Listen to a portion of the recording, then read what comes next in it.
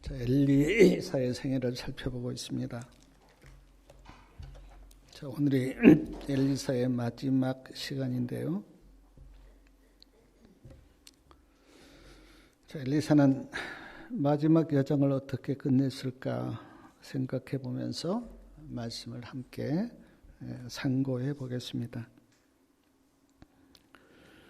자, 열왕기하 8장 1절에 보면 엘리사가 수구넴 여인에게 이런 말을 합니다. 앞으로 7년 동안 이 땅에 기근이 임할 것인데 가족들을 데리고 다른 곳으로 가서 기근을 피하라, 그렇게 말씀해요. 엘리사의 말을 듣고 수넴 여인이 가족을 데리고 이제 블레셋으로 가서 7년 동안 거합니다. 7년 동안 블레셋에 이렇게 살다가 이제 돌아왔는데 집과 땅을 차지하려고 수넴 여인이 왕 앞에 나아갑니다. 수넴 여인이 왕 앞에 나갔을 때 왕이 엘리사의 종 게하시를 불러서 이런 이야기를 들어요. 엘리사가 어떤 일을 행했는지 왕에게 말해달라고 그렇게 게하시에게 부탁합니다. 게하시가 왕에게 엘리사가 행한 기적을 쭉 이렇게 이야기하는데 수넴 여인의 죽은 아들을 살린 이야기를 하고 있었을 때 수넴 여인이 왕 앞에 나가요. 게하시가 수넴 여인을 보고 왕에게 이렇게 이야기합니다. 엘리사가 저 여인의 아들을 살렸습니다. 그때 왕이 이제 마음이 열립니다. 그리고 수넴 여인에게 수넴 여인의 집과 땅을 신하에게 찾아주라고 그렇게 말씀해요. 그래서 수넴 여인이 집도 찾고 땅도 찾고 말씀해 보니까 7년 동안 땅에서 난 곡물도 다시 찾아요. 그게 이제 열왕기하 8장 1절부터 나온 말씀인데 제가 이 말씀 이렇게 상고하면서 느꼈던 교훈이 뭐냐면 하나님께서 수넴 여인에게 은혜를 베푸셨다는 겁니다. 세 가지 은혜를 베푸셨는데 하나는 7년 동안 가뭄을 피하도록 은혜를 베푸셨고요. 두 번째는 게하시가 수넴 여인의 말을 할 때 수넴 여인이 왕 앞에 나아가도록 은혜를 베푸셨고, 세 번째는 수넴 여인의 집과 땅을 찾도록 그렇게 은혜를 베푸셨습니다. 제가 이 말씀 이렇게 상고하면서 하나님께서 나에게 베푼 그리고 우리에게 베푼 은혜를 생각해 보았는데, 사랑하는 여러분, 우리가 오늘 이 자리에 와 있는 것 누구의 은혜입니까? 하나님의 은혜예요. 결단코 내가 지혜로워서, 내가 잘나서, 내가 똑똑해서 예수 믿은 것 아닙니다. 세상에 나보다 똑똑한 사람 많아요. 나보다 머리 좋고 나보다 지혜로운 사람 많아요. 근데 그들은 하나님을 믿지 않고 오늘 우리가 예수님을 믿고 나와서 예배드리는 것 다 하나님의 은혜예요.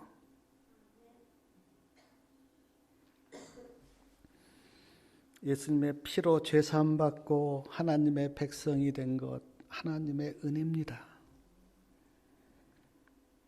부활의 소망 가운데 천국 본향에 대한 소망을 갖고 사는 것도 하나님의 은혜예요.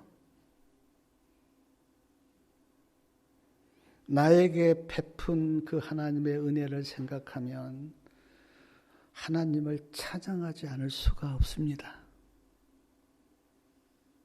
저는 사도 바울이 내가 나된 것은 다 하나님의 은혜다 그렇게 고백을 했는데 사도 바울이 그렇게 헌신하고 그렇게 복음을 전하고 그렇게 예수님을 위해서 살았던 그 사도 바울의 입술에서 나오는 게 나의 나된 것은 다 하나님의 은혜입니다. 그렇게 고백했는데 오늘 우리는 내가 예수님 믿고 구원받고 하나님의 백성이 된 것 다 하나님의 은혜예요. 저는 우리만 하나님의 은혜를 받았다고 생각하지 않습니다. 하나님을 믿지 않는 세상 사람들도 다 하나님의 은혜로 살아요. 그들의 심장을 뛰게 하는 것 하나님의 은혜예요. 햇빛을 받아야 살고 산소를 마셔야 사는데 햇빛을 또 그리고 산소를 누가 주셨는가? 하나님이 주셨어요. 그래서 다 이 세상에 살고 있는 모든 사람은 다 하나님의 은혜로 살아요. 알든 알지 못하든. 하나님께서 수냄 여인에게 은혜를 베푸셔서 가뭄도 피하도록 도와주시고 왕 앞에 나갔는데 그때 수냄 여인의 말을 하도록 하나님께서 그 시간을 조정하시고 그리고 집과 땅을 다 차지하도록 도우신 하나님의 은혜. 저는 복음성가 가운데 하나님의 은혜라고 하는 복음성가가 있는데 저는 참 좋아합니다. 제가 그 하나님의 은혜라고 하는 복음성가를 듣고 많이 울었어요.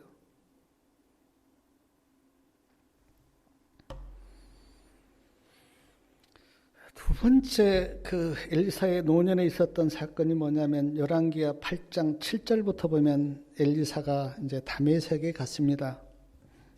다메섹은 이스라엘 땅이 아닙니다. 아람 땅이에요. 지금은 다마스커스 그렇게 이제 부르는데 다메섹에 갔어요. 다메섹에 갔는데 그때 아라방 베나닷이 병이 들었습니다. 한 신하가 왕에게 말합니다. 엘리사가 여기 다메섹에 왔습니다. 아라방이 한 신하에게 그러면 엘리사에게 가서 내 병이 나을지 한번 물어봐라. 그렇게 말해요. 하사엘이 말씀해 보니까 약대 40마리의 선물을 싣고 엘리사를 찾아가서 묻습니다. 베나닷 왕의 병이 낫겠습니까? 열왕기하 8장 10절에 보니까 엘리사가 대답합니다. 병이 낫겠다고 왕에게 말씀을 드리세요. 그리고 한마디 해요. 하나님께서 나에게 말씀하시기를 그러나 베나닷 왕은 죽을 거라고. 이 말씀의 의미는 베나닷 왕이 병으로 죽지는 않지만 죽을 것이라고 하는 것을 하나님께서 엘리사에게 말씀하셨어요. 그런데 엘리사가 이제 물으러 왔던 하사엘을 뚫어지게 이렇게 쳐다본 후 엘리사가 울어요. 하사엘이 엘리사에게 묻습니다. 아니 선지자님 왜 우십니까? 그때 엘리사가 대답합니다. 하사엘 네가 앞으로 이스라엘 백성들에게 행할 것을 내가 아는데 성을 불태울 것이고 젊은이들을 칼로 죽일 것이고 어린아이를 해칠 것이고 아이 뵌 여인의 배를 가를 것이다. 열왕기하 8장 13절에 보니까 하사엘이 말합니다. 내가 무엇이간데 그런 일을 하겠습니까? 엘리사가 말합니다. 내가 아라방이 되어 이스라엘 백성들에게 행할 일을 하나님께서 나에게 보여주셨다. 하나님 엘리사에게 베나닷 왕이 죽고 하사엘이 왕이 되어서 어떻게 할까를 보여주셨어요. 그걸 보고 엘리야가 너무 마음이 아파서 울었어요. 하사엘이 엘리사를 떠나서 베나닷 왕에게 갔습니다. 베나닷 왕이 하사엘에게 묻습니다. 엘리사가 뭐라고 말을 하였느냐? 하사엘이 대답합니다. 왕이 병에서 낫겠다고 말했습니다. 그리고 열왕기하 8장 15절에 보니까 그 이튿날, 열왕기하 8장 15절 한번 말씀 한번 보십시오. 열왕기하 8장 15절. 자, 8장 15절 말씀 한번 같이 한번 읽겠습니다. 그 이튿날에 하사엘이 이불을 물에 적시어 왕의 얼굴에 덮음에 왕이 죽은지라 저가 대신하여 왕이 되니라. 그 이튿날에 하사엘이 베나닷 왕을 이불로 덮어서 질식시켰어요. 그러니까 쿠데타를 일으킨 거죠. 그리고 하사엘이 왕이 되었어요. 그런데 그 하사엘이 왕이 되어서 이스라엘 백성들을 어떻게 괴롭힐까를 엘리사에게 보여주었는데 엘리사가 그것을 보고 너무 비참해서 운 거예요. 이스라엘 성을 불태우고 젊은이들을 죽이고 어린 아이들을 메어치고 또 아이벤 여인의 배를 가르는 비참한 일을 할 것을 보고 엘리사가 온 거예요. 사랑하는 여러분, 내가 이 말씀 이렇게 묵상하면서 깨달았던 게 뭐냐면 하나님은 모든 것을 아신다입니다. 우리의 마음도 하나님은 아세요. 한 나라 역사가 어떻게 흘러갈 것도 하나님은 아십니다. 어떤 사람이 왕이 되고 어떤 사람이 패할 것도 하나님은 다 아세요. 하나님은 모든 것을 아세요.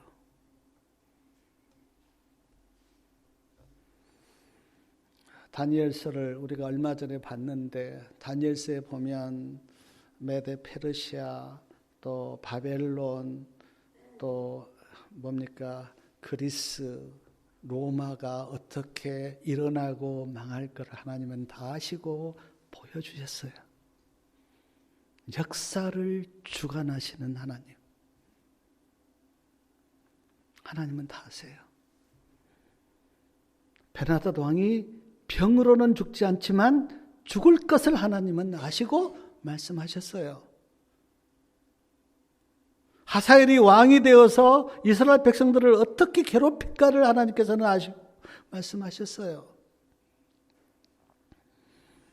마태복음 9장 4절부터 보면 예수님이 이제 중풍병자를 고치십니다. 근데 고치실 때 예수님이 하셨던 말씀이 뭐냐면 내 죄가 사함을 받았느니라 그렇게 말씀하셨어요. 옆에 있는 서기관들이 속으로 예수님을 아주 정죄하면서 욕했습니다. 지가 뭐길래 죄를 사나. 근데 예수님이 서기관들의 마음을 아시고 이렇게 말씀하셨어요. 너희가 어찌하여 마음에 악한 생각을 하느냐. 우리는 모르는데 예수님은 다 마음을 보고 계신 거예요. 속으로 생각했는데 속으로 생각한 그 생각을 예수님께서 아시고 너희가 어찌하여 마음에 악한 생각을 하느냐. 사랑하는 여러분, 우리가 살다 보면 누구를 미워할 때도 있고 악한 생각을 할 때도 있는데 그때 하나님은 우리의 마음을 보고 계세요. 그러므로 하나님의 임재의식을 느끼고 조심하셔야 돼요. 우리의 생각도 우리의 마음도 우리의 말도 다 들으시는 하나님. 저는 십계명도 우리에게 주어지고 많은 말씀이 주어져 있는데 하나님이 나를 보고 계신다고 하는 이 한마디만 우리가 진짜 붙들고 살면 십계명 다 이룬 거예요. 하나님이 보고 계시는데 어떻게 우상을 섬기겠어요? 하나님이 보고 계시는데 어떻게 누구를 미워하겠어요? 어떻게 간음하겠어요?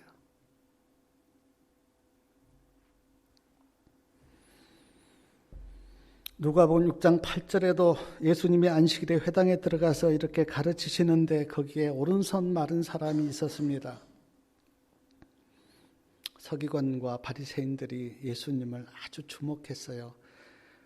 예수님이 지금 오른손 마른 그 사람을 오늘 안식일에 고치는가 엿보고 있었어요. 근데 예수님이 그들의 마음을 환히 보시고 안식일에 의도적으로 그를 세웠어요. 그리고 그를 고쳐줬어요. 왜냐하면 유대인들이 안식일을 아주 잘못 지키고 있었기 때문에 안식일은 병 얻는 사람을 치료하고 어려운 사람을 돕는 날인데 유대인들은 전혀 그렇게 생각하지 않았거든요. 그래서 안식일의 개념을 바꿔주려고 의도적으로 예수님께서 안식일에 병을 고치신 거예요. 오늘도 안식일을 지키는 많은 사람들의 생각과 마음 속에 안식의 참 의미를 모르는 사람들이 많아요. 무조건 뭘 하면 안 돼. 그것만 생각하는데 안식일은 그런 날이 아니에요. 안식일은 사랑과 선과 죽은 자를 살리는 날이지 안 하는 날이 아니에요. 안식일은. 그러니까 예수님께서 이스라엘에 와서 안식일에 병 고치고 또 안식일에 이렇게 사랑을 나누니까 유대인들 눈에는 아주 안 좋게 보였어요. 그래서 유대인들이 안식일을 잘못 지킨다고 예수님을 막 비난했는데 예수님은 의도적으로 안식일의 개념을 바뀌어주려고 그렇게 하신 거예요. 근데 안식일에 병을 고치는가 엿보고 있는 그들에게 예수님께서 그들의 마음을 아시고 일부러 손 마른 사람을 이렇게 세우고 병을 고쳐주셨어요. 마태복음 12장 25절에 보니까 예수께서 저희 생각을 아시고, 요한복음 2장 25절에는 예수께서 사람의 속에 있는 것을 다 아신다고 말씀하십니다. 우리 속에 있는 것을 다 아신대요.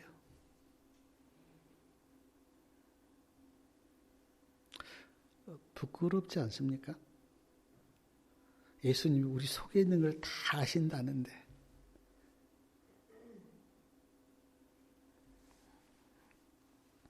예수님은 우리의 마음을 아시고 생각을 아십니다. 그러므로 절대로 의로운 척 하지 마세요.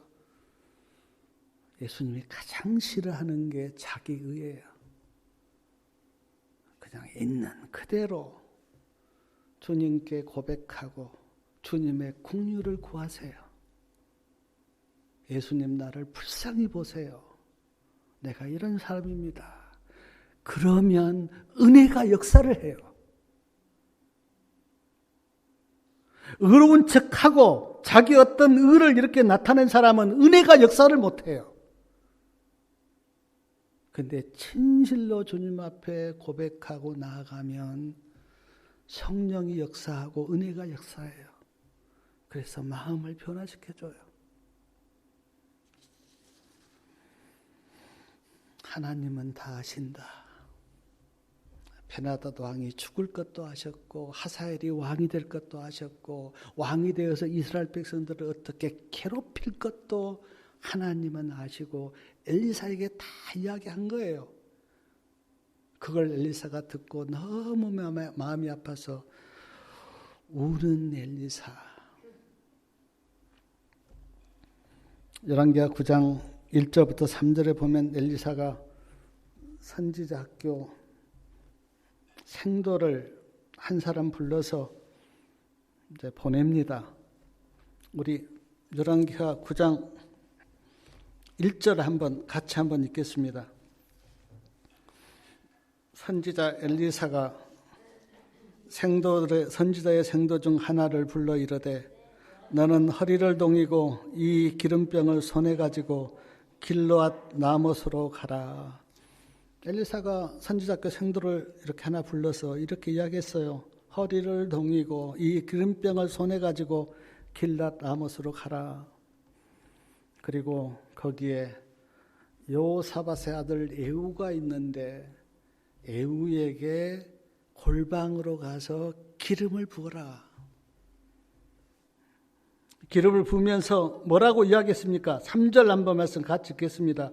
기름병을 가지고 그 머리에 부으며 이르기를 여호와의 말씀이 내가 너에게 기름을 부어 이스라엘 왕을 삼노라 하셨느니라 하고 곧 문을 열고 도망하여 지체치 말지어다. 예후에게 기름을 부어서 이스라엘 왕으로 삼으라는 거예요.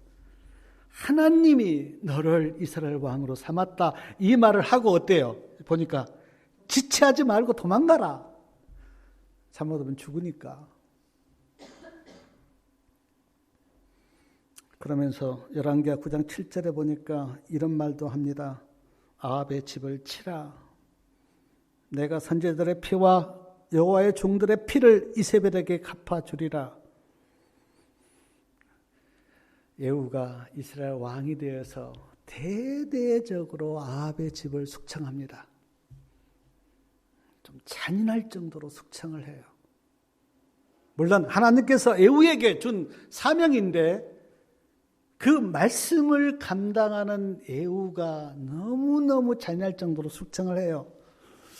제가 말씀을 한번 쭉 이렇게 읽어드리겠는데 한번 집에 가서 좀 찾아보면 아마 도움이 될 거예요. 아합은 전쟁에서 죽었습니다. 절에 활에 맞아서 죽었어요. 열왕기하 9장 30절부터 37절에 보면 이세벨은 어떻게 죽는가? 아합의 아내 이세벨은 예후가 이제 집으로 찾아가요. 그리고 이세벨을 이렇게 돌보는 내시들에게 명령합니다. 창밖으로 이세벨을 던지라. 그때는 예후가 왕이었기 때문에 이제 왕의 명령에 다 순종한 거예요. 그래서 내시들이 이세벨을 창밖으로 던져요. 근데 창밖으로 던지니까 창자가 터져서 죽었고 그 시체를 개들이 먹습니다. 그러니까 이스라엘 백성들을 타락시키고 우상을 섬기게 한 이세벨은 비참하게 마지막에 죽어요.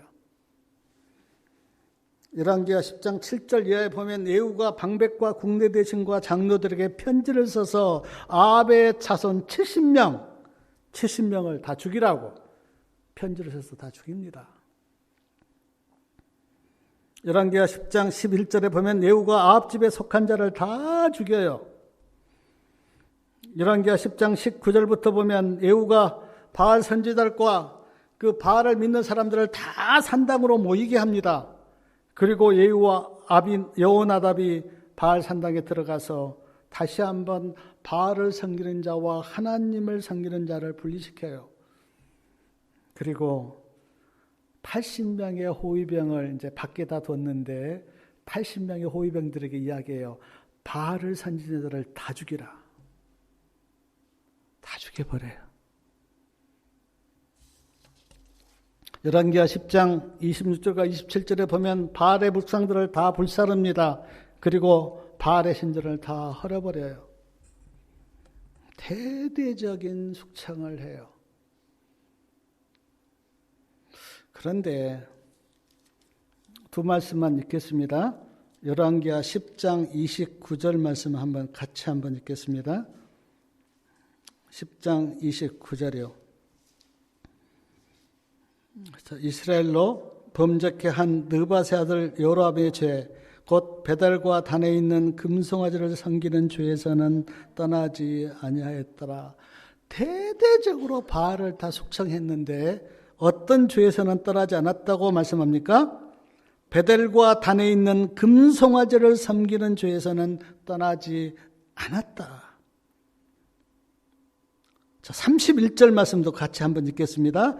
그러나 예후가 전심으로 이스라엘의 하나님 여호와의 율법을 지켜 행하지 아니하고 여로보암이 이스라엘로 범죄케 한 그 죄에서는 떠나지 않았다. 자, 여로보암이 베델과 단에 금송아지를 섬겼어요. 우리는 지금 금송아지라고 이야기하지만 그때는 그게 하나님이다. 그렇게 이제 섬기게 한 거예요. 자, 왜 금송아지를 그렇게 만들었습니까? 이스라엘 백성들이 애굽에서 섬겼던 우상이 송아지예요. 그래서 금송아지를 만들어 놓고 이게 하나님이다. 그런 거예요.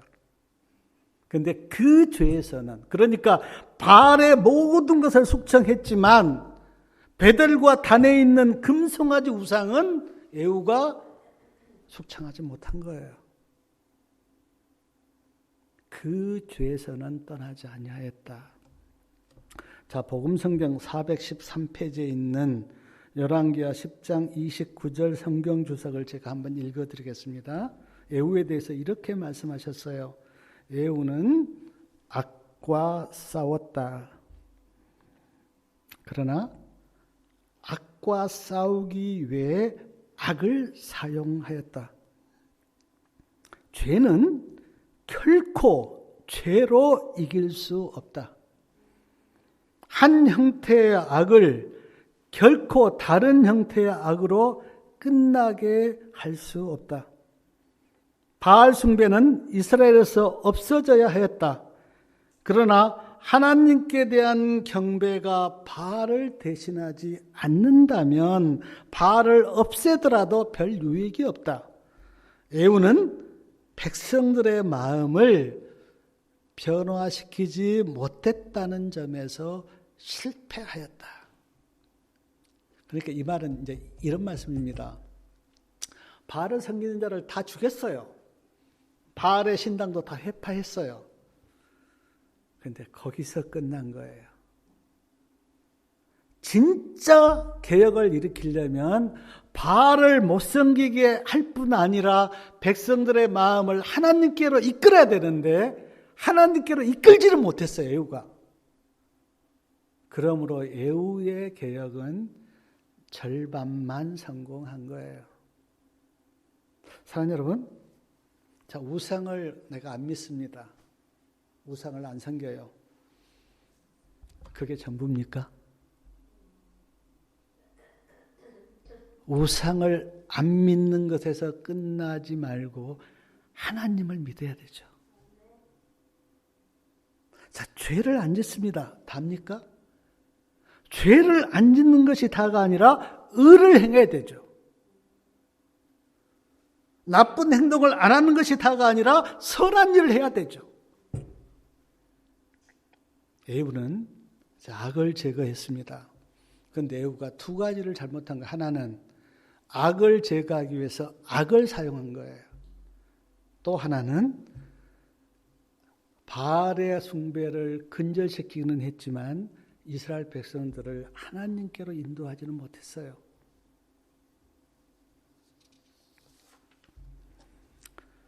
그런 의미에서 에후의 계획은 실패했습니다. 우리는 이 에후를 보면서 많은 교훈을 받아야 됩니다.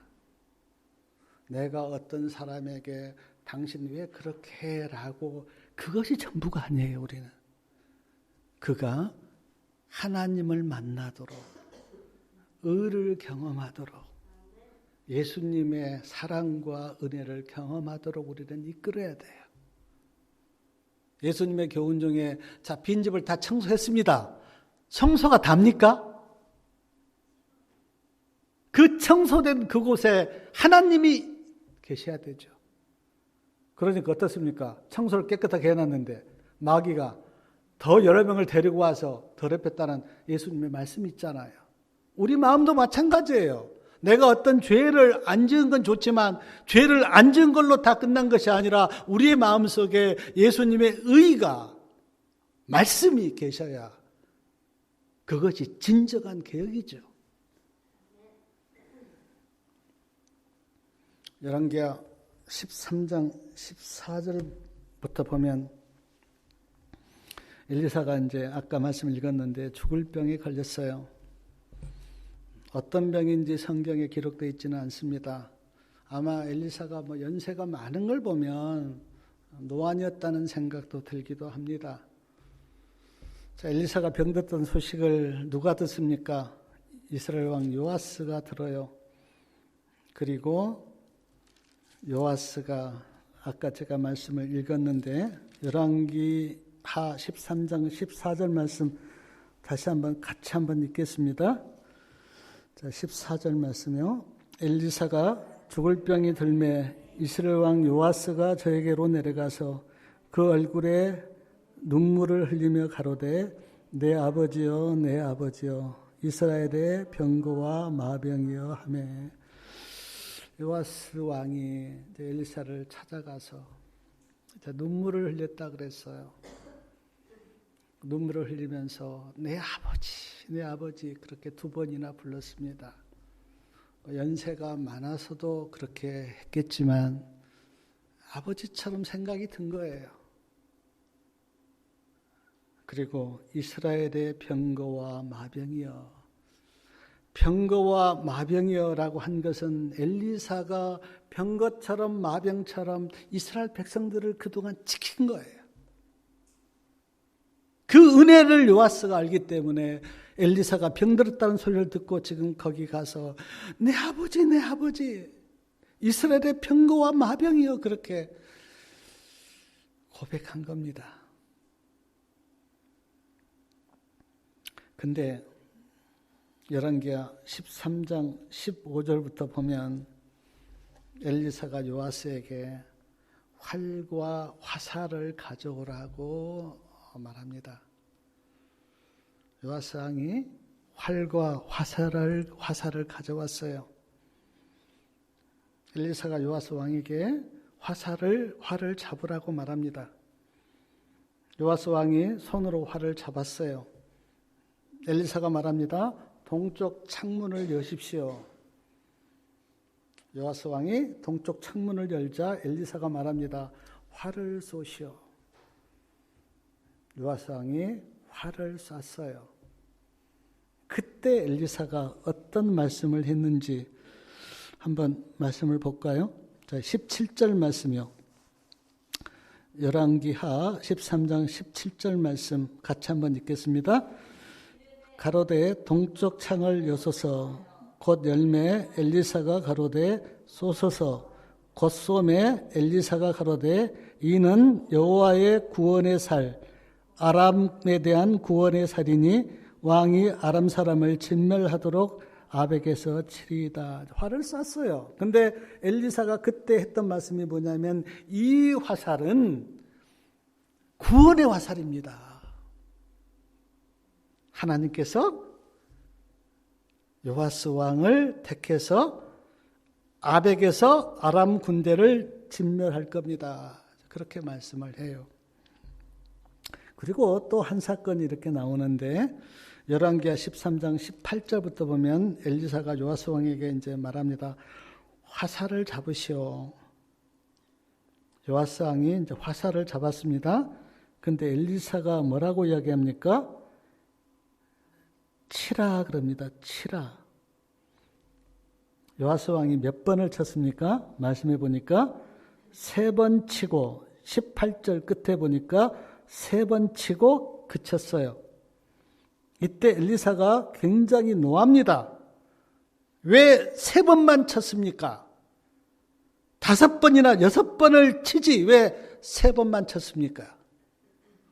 5번이나 6번을 쳤으면 왕이 아람을 진멸시킬 것인데 3번만 친 것 보니까 3번만 승리할 겁니다. 죽음을 앞두고 이런 말을 해요.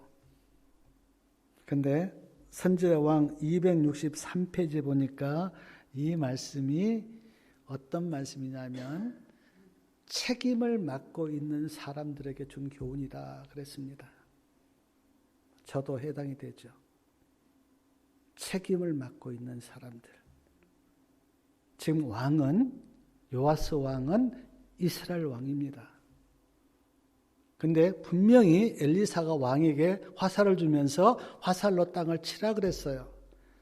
근데 5번이나 6번을 칠 수도 있는데 요아스 왕이 3번만 치고 그쳤어요. 근데 이때 엘리사가 굉장히 노를 한 거예요. 왜 더 치지 않았습니까? 왜 그만뒀습니까? 왜 중간에 스톱을 했습니까? 그런데 이 말씀이 책임을 맡고 있는 사람들에게 주는 교훈이래요. 어떤 일을 시작했는데 중간에 포기해버린 사람, 중간에 그만둔 사람, 끝까지 하나님을 믿는 믿음으로 열성을 내지 않고 포기해버린 사람들. 사랑하는 여러분, 하나님께서 어떤 말씀을 했는데 왜 포기합니까? 네, 믿음이 없는 거예요. 믿음이.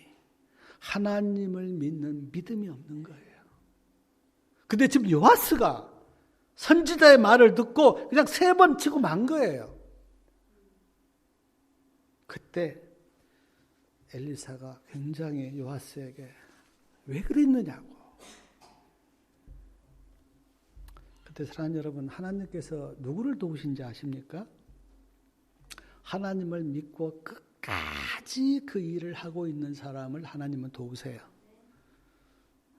중간에 그냥 이거 별거 아닌데 하고 중간에 포기한 사람은 하나님도 돕지 않습니다.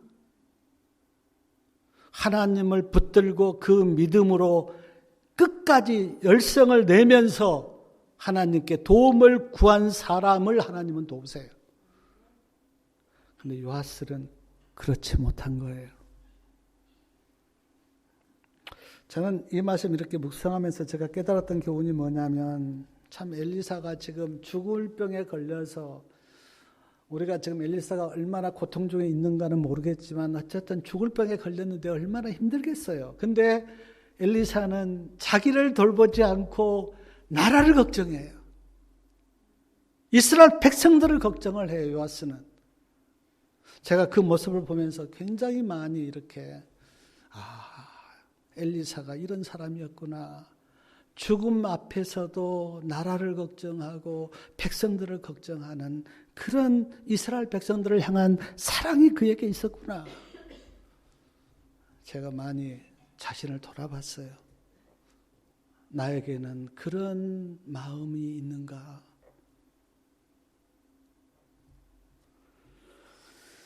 요아스가 열왕기하 13장 20절에 보면 엘리사가 죽습니다.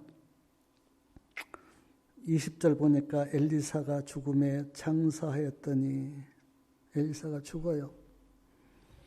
엘리야처럼 하늘로 승천하지는 못했습니다. 그냥 죽었어요. 네. 근데 거기 21절 말씀 한번 우리 같이 한번 읽겠습니다. 열왕기하 13장 21절. 마침 사람을 장사하는 사람이 그 적당을 보고 그 시체를 엘리사의 묘실에 들어 던짐에 시체가 엘리사의 뼈에 닿자 곧 희생하여 일어섰더라. 놀라운 일이에요. 엘리사가 죽어서 장사를 지냈는데 말씀을 보니까 이제 아람이 어떤 사람이 이제 묘를 쓰다가요. 아람이 쳐들어왔어요. 그러니까 이제 살려고 뼈를 이제 던져버렸습니다. 근데 그 뼈가 엘리사의 뼈에 닿은 거예요. 근데 그 사람이 살아난 거예요. 물론 엘리사가 살린 건 아니고 하나님이 살렸지만 제가 이 말씀 이렇게 보면서 하나님이 엘리사를 얼마나 귀하게 여겼으면 이런 놀라운 이적을 행하실까 하는 생각을 해봤습니다. 엘리사가 하늘로 승천하지는 못했지만 하나님은 엘리사를 아주 좋아하셨고 귀하게 보셨고 사랑하셨던 것 같습니다. 엘리사는 아주 잔잔하면서도 놀라운 계획을 일으켰어요. 기회가 있을 때마다 하나님을 증거했습니다. 구약 선지자 중에 가장 많이 기적을 행한 사람은 엘리사입니다. 엘리사보다 더 많은 기적을 행한 사람은 없어요. 그런 의미에서 엘리사는 누구의 표상이냐면 예수님의 표상입니다. 엘리사를 좀 많이 생각하면서 엘리사의 생애가 성도님들과 저에게 교훈을 주기를 바랍니다. 말씀을 마치면서 한 가지 드리고 싶은 말씀은 이제 내일 크리스마스입니다. 성경에 어디를 봐도 예수님이 언제 이 땅에 오셨나고 하는 날짜는 없어요. 그리고 우리가 그 유래를 보니까 이 크리스마스는 기독교에서 믿었던 어떤 그런 절기가 아닙니다. 이방에서 온 절기예요. 그래서 우리는 크리스마스를 세지는 않습니다. 그러나 제가 한 가지 우리 성도님들에게 좀 드리고 싶은 말씀은 예수님이 이 땅에 오신 것으로 크리스마스를 즐기면 안 됩니다. 예수님이 어디까지 오셔야 되냐면 내 마음까지 오셔야 돼요. 아멘? 내 마음에 오셔야 돼요. 이 땅에 오신 것으로서가 다가 아닙니다. 내 심령 속에 오셔야 돼요. 거기에 보니까 이제 예수님이 오셨는데 이제 방이 없었다 그랬잖아요. 뭐 그게 지금 영국으로 많이 그 예수님의 탄생을 할 때 뭐 방이 있습니까? 근데 방이 없었어요. 지금처럼 뭐 여관을 가리키는 게 아니고 그때는 여관이 없었잖아요. 근데 어떤 사람이 방을 내줘야 되는데 예수님이 방이 없어서 이제 말구유에서 태어나셨습니다. 저는 그 방이 없었다고 하는 그 말씀을 저는 이렇게 들었어요. 예수님이 누구 안에 들어갈 곳이 없었다. 왜냐하면 마음을 열지 않기 때문에. 계시록 3장에 보면 라오디게 보내는 기별 가운데 문을 두드리면서 문을 열라 그러잖아요. 근데 마음의 문을 열지 않습니다. 그래서 예수님이 들어갈 방이 없는 거예요. 우리 성도님들, 내일이 크리스마스고 아마 오늘 저녁에 사람들이 막 파티를 하고 즐길 건데 우리는 진지하게 내 자신에게 물어야 돼요. 내 마음의 방에 예수님이 들어오셨는가? 내 마음의 방에 예수님이 들어온 사람이 진짜 크리스마스를 세는 거예요. 그렇지 않으면 다 헛된 크리스마스입니다. 한번 진지하게 제 자신에게 내 마음의 방에 예수님이 오셨는지 돌아보는 메리 크리스마스가 되기를 바라면서 말씀을 마치겠습니다.